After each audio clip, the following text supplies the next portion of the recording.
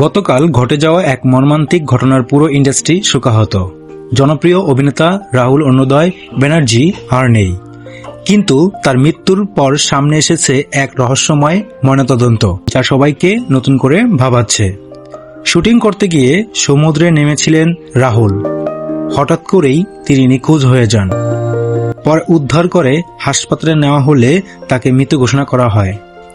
প্রাথমিকভাবে সবাই ভেবেছিল এটি একটি সাধারণ ডুবে যাওয়ার ঘটনা, কিন্তু ময়নাতদন্ত রিপোর্ট সামনে আসার পর বিষয়টা আরও জটিল হয়ে পড়ে।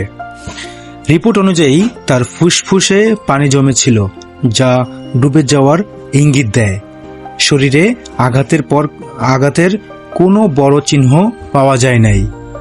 তদন্তে জানা যায় প্রায় 1 ঘন্টার মতো সাগরে তিনি ডুবেছিলেন। এখানেই তৈরি হয়েছে রহস্য। এটা কি শুধুই দুর্ঘটনা, নাকি এর পিছনে আছে অন্য কোনো কারণ? সবচেয়ে বড় প্রশ্ন, তিনি কি সাঁতার জানতেন না?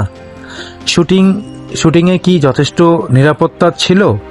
হঠাৎ কিভাবে এমন দুর্ঘটনা ঘটল? কিন্তু সূত্র বলছে ঘটনাস্থলে ঢেউ ছিল বেশ শক্তিশালী।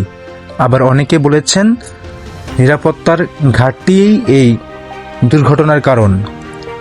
মাত্র 43 বছর বয়সে এমন মৃত্যু সত্যিই মেনে নেওয়া কঠিন।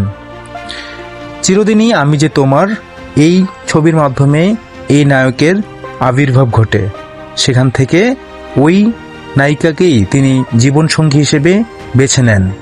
মাঝখানে বিচ্ছেদের ঘটনা থাকার পরেও আবারও তারা একসাথে থেকেছেন, আবার জীবনটাকে গুছিয়ে নিচ্ছিলেন। আর আমরা অপেক্ষা করছি সত্যিটা সামনে আসার। দেখার অপেক্ষা রইলাম যে তদন্ত রিপোর্ট অনুযায়ী এটা কি আসলেই দুর্ঘটনা, নাকি অন্য কোনো কারণ লুকিয়ে রয়েছে।